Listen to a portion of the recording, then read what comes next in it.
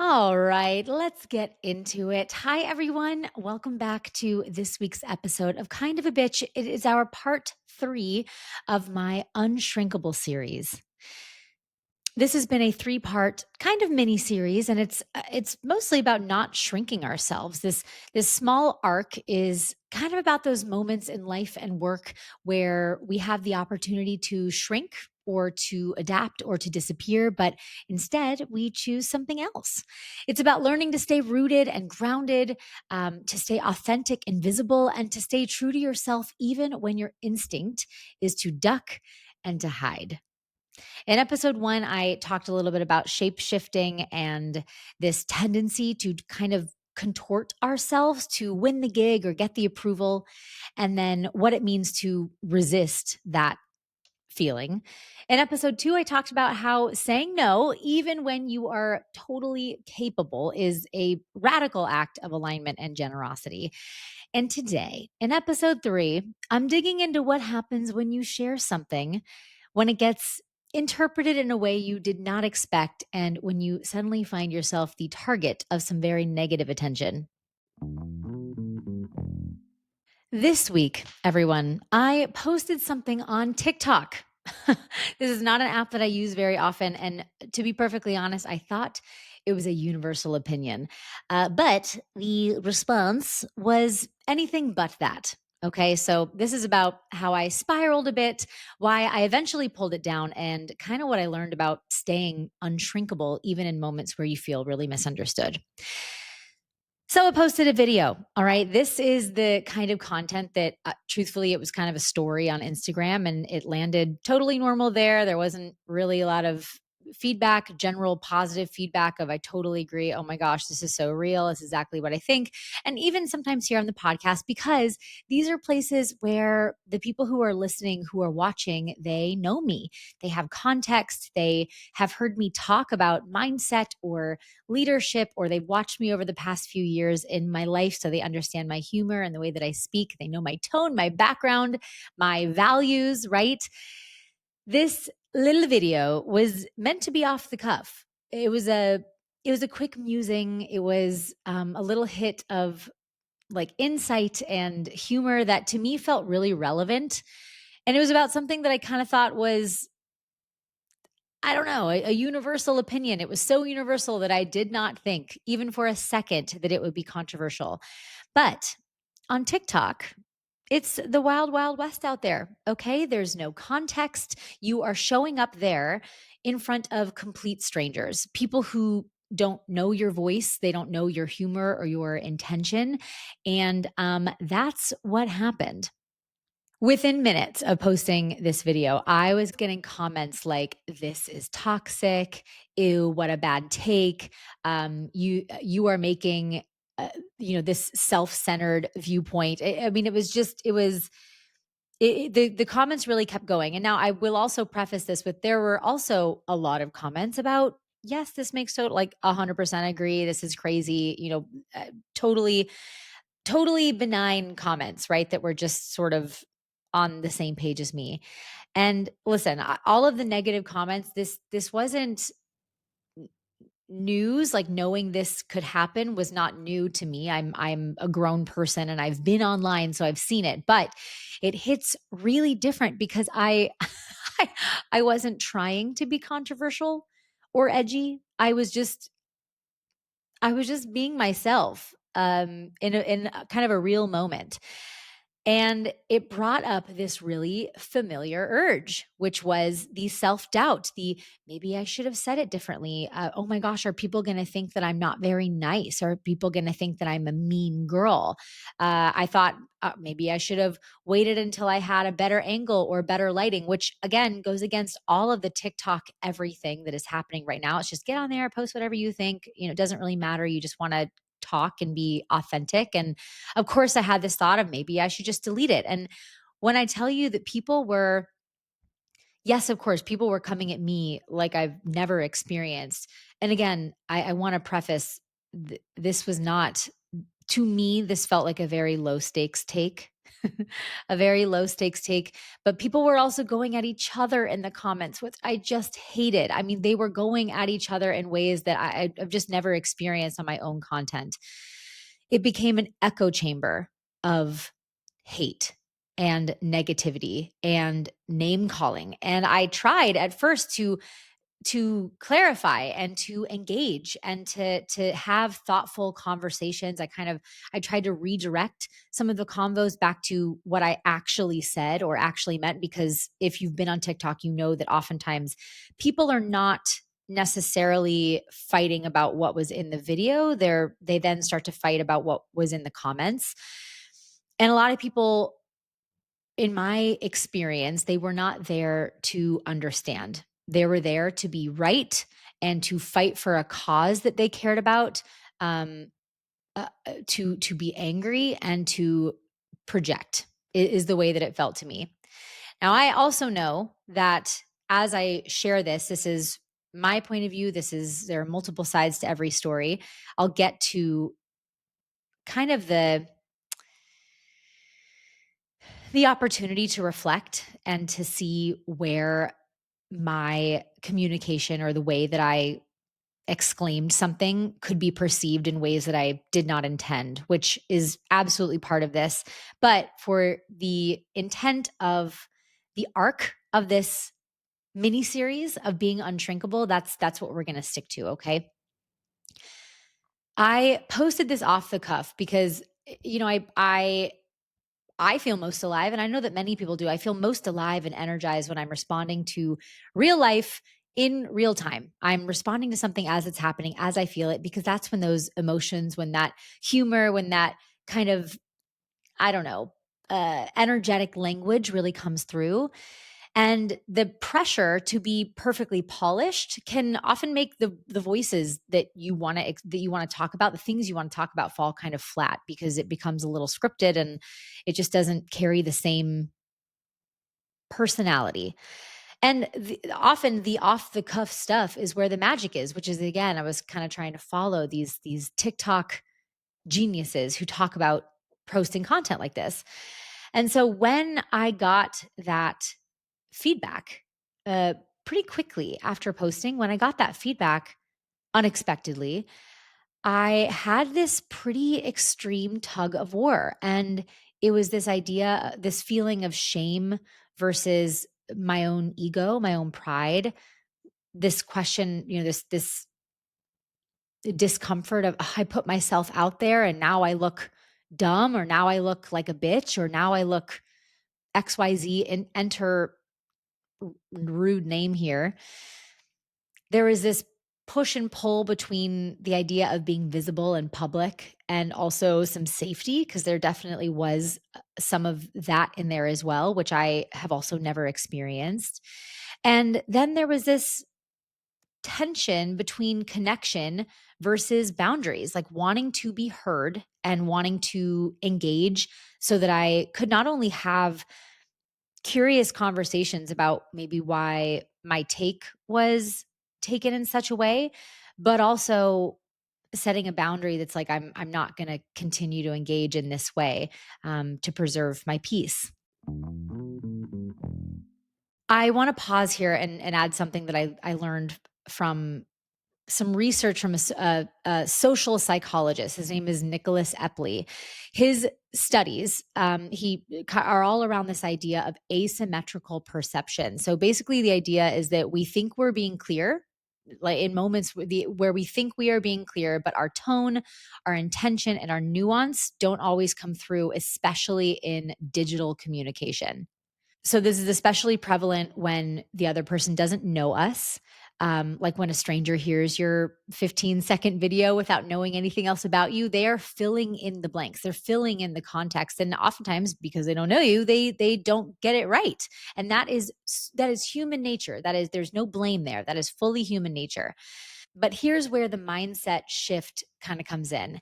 Your job is not to spoon feed strangers every piece of context. And that's, I think, what's hard about platforms like TikTok and Instagram and elsewhere, is that there is a lot of context to what people are saying. And since we have really lost well, our attention spans, people don't tend to go in search of that context. They do not take the time to discern whether or not information is meant for them. I do it as many people who are online do, and we don't take that time to do it. But your job is to speak from your center, to show up consistently, and to let the right people gather around your orbit. Okay. Even if that takes a minute, which is, I think, where the difference is for me is I've already grown a following on Instagram, and, I don't have the same following on TikTok. They are different algorithms. Instagram speaks to your people, the people who follow you, and maybe some people who are outside of that. And TikTok speaks to people who don't know you, not necessarily your followers. So it's just it's a different viewpoint. So people who know me, my work, my values, those folks saw the nuance, the humor, kind of the point behind it, the reference that I was making, because there was a reference, which I have since learned is maybe a little too niche for TikTok. Oops, I just didn't know. And the version of you that strangers meet online often does lack that context, especially if you're on an app like I was that you don't know. So this is called context collapse in media theory, okay? And it's when a single message, one without context or background, is interpreted by audiences from totally different backgrounds and assumptions than the person who made it, okay? But still, it shouldn't mean that we stop speaking or that we stop showing up. Let's talk about resilience here. Resilience. It's not just about persistence. I don't think it's about that recovery aspect, okay? So when we're misunderstood or criticized, especially in a public forum, it it threatens our sense of belonging. I don't know how else to say it. I know everyone's like, "Oh, it's, just let it roll off your back, let it roll off your back." But as human beings, as humans, we want to be accepted into the tribe, right? We want to have our people. And so getting that type of backlash or getting that type of um feeling that type of misunderstanding is what I should say, is it feels threatening because you go, oh my gosh, am I going to be ostracized? Am I no longer going to have a community? That is human nature. And according to research in neuroscience and psychology, the brain processes social rejection similarly to physical pain. Okay. Like, I mean, oh my gosh, I think way back to even elementary school and middle school, these experiences with mean girls and not being included or actively being ostracized. Oh my gosh, the pit in my stomach, the pain I would feel in my body, it's a very like real thing. And so even though I didn't feel that as much this time around, I certainly felt the mental tailspin, the absolute cyclone that I pulled myself into, questioning myself, how I was showing up, if I should show up, what I did wrong, the desperate need to be heard and understood, and ultimately a really big energetic drain, if I'm perfectly honest. But there's another part of the brain. This is the prefront. Oh, boo, I'm gonna mess it up. Yes, the prefrontal cortex. This is the part of the brain that helps us to reframe, to recenter, and to choose how we can respond in grounded and calm ways. And that is what this moment was for me. Is a practice in not letting my worth ride on complete strangers' comments. And well, it's really hard if I'm perfectly honest, because there is a lot of that. There's a lot of that aftershock still left, I think. Brene Brown talks about resilience as the ability to get back up after a fall, and it's obviously is not without bruises and cuts and stuff, but it is with more clarity. And then Angela Duckworth, her work focuses on grit, and it connects to this idea as well. It's the idea that the willingness to show up again is important, especially when it's not easy. So, neuroscience will tell us that our brain reacts to social rejection and criticism similarly to physical pain. But the key is that we can learn to regulate that response to then self soothe and to also try and reframe it as best we can. I mentioned this in the beginning, but the spoiler alert here is that I pulled it down. To be completely frank, I that push and pull, the guilt of having it up, the discomfort of continuing to be perceived in a way that I that I did not mean, to have what I felt was a humorous, lighthearted message be perceived in a way that I did not intend. It wasn't. It became impossible for me to try and change minds, if I'm honest. So I opted to prioritize my own protection, energetic protection, to honor my exhaustion, because it was like, you know, 24 to 48 hours of trying to engage, and to also just set a boundary. I think negative feedback in this way can carry way more weight than positive feedback, because there were a lot of people in the comments who have a very similar feeling to me. But I think that, again, the algorithms, they encourage negative negative information or negative feelings oftentimes, and a lot of the people who had big negative feelings were also sharing and all that stuff. So that was kind of info that the energy that kept coming back to me. And when I pulled it down, I felt some guilt, because I kind of felt like, oh, it's a cop out. And should I have stayed longer to try and right my wrong? Should I have stayed longer to try and help people understand what I mean? But it also gave me quite a bit of relief. And there was also some second guessing. I mean, I had a lot of controversial thoughts about what I should and shouldn't do. Um, but ultimately, I believe that pulling it down was not a failure. And I think some TikTok folks would say, keep it on so that you can keep getting more and more attention. Like, any attention is good attention. But I do not feel that way. That's not worth it to me. I don't care enough about the topic that I posted about to get that much negative attention. Um, so for me, it was not a failure. It was a strategic choice. I can see where some of the people who had big opinions went off the grid, or how, again, if you don't know me or what I was referring to, it could be perceived in a way. But because the mental space that it took up started to shrink me in real life, I knew it was no longer important. I noticed myself second guessing what I wanted to post next. If I wanted to post at all, I noticed myself hesitating on how I showed up. I got quieter in my normal day, in my day to day life. I felt really small and embarrassed, and wondered if the comments that I was receiving were, held truth, which of course, I think in many ways there's always a little bit of truth to everything. So it's good to examine. But yeah, I felt small. So I made a choice not to completely retreat, but to remove the thing that was actively blocking me from staying grounded and creative in my own actual real life. What I did after I pulled it down, I checked in with myself. What part of this is real feedback? What part of these comments is actually something I can maybe take into consideration and consider next time I post? And what part of these comments is just noise? What part are people pulling in unrelated topics to fight about, that maybe have a slight thread of connection there, but that's not the point of the video? I looked at my own creative process and I started to ask myself, okay, so I understand what the point was of doing that, but how do I want to move forward on this in the future? Do I only want to share when I know I'll be validated? Or am I willing to share from a place of truth or of humor, even if it risks being misunderstood? And to be honest, that question, I don't know if I've fully answered yet.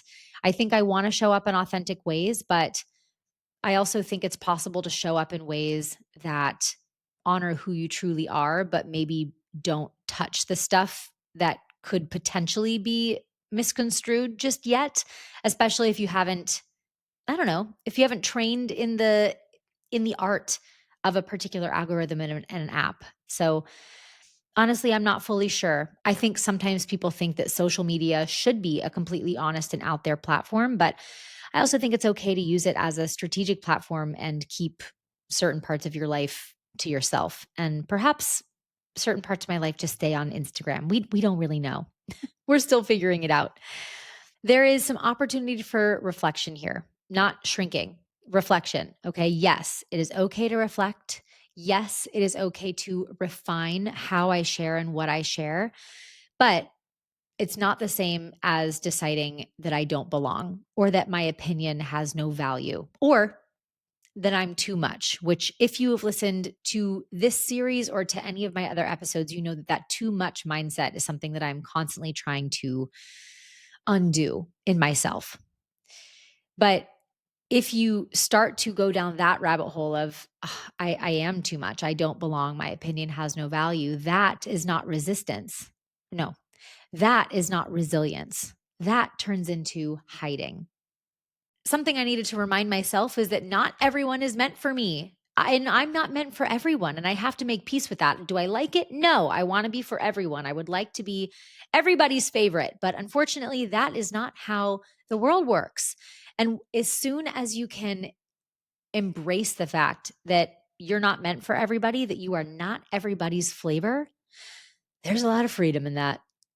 There is a lot of freedom. I'll be honest with you, I'm not there yet, but I'm working on it. I am working on it. Once you embrace that, it allows us to stop chasing universal approval and instead seek real connection, seek resonance, seek actual authentic relationships, because the people who get it will get it. And it's okay to not be everybody's very favorite flavor.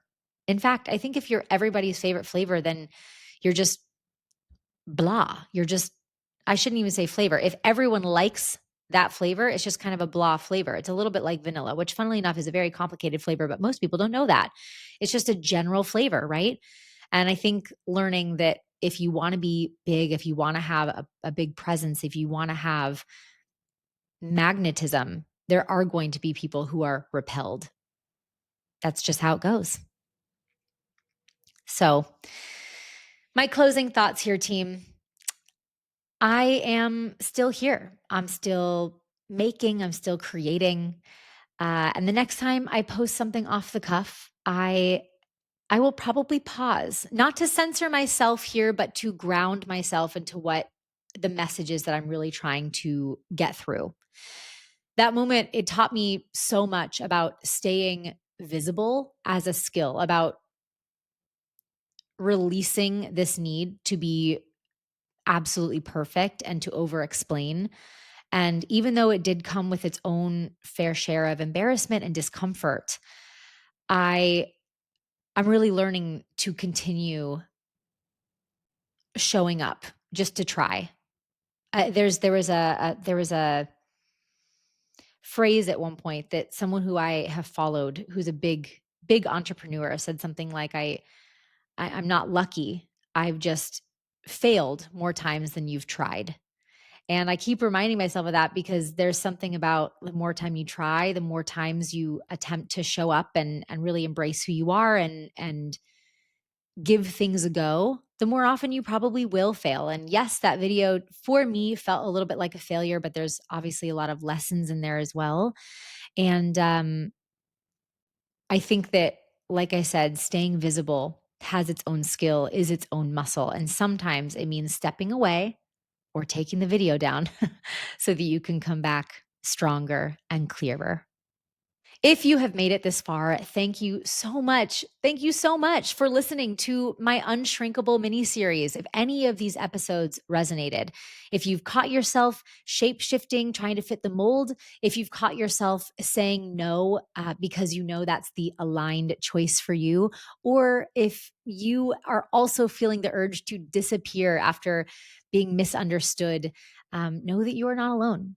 Know that you are not alone. These are the often very quiet and internal battles, I think, that no one often sees, but they are the things that shape who we turn into and who we become in this world. And I'm so glad that you are here becoming right alongside me. So if you like this series, please hit subscribe, leave me a review, send me a DM, share it with a friend, shoot me a message. I would love to hear your story too, whenever and wherever you are listening. Thank you so much for tuning in. And until next time, I'll see you later.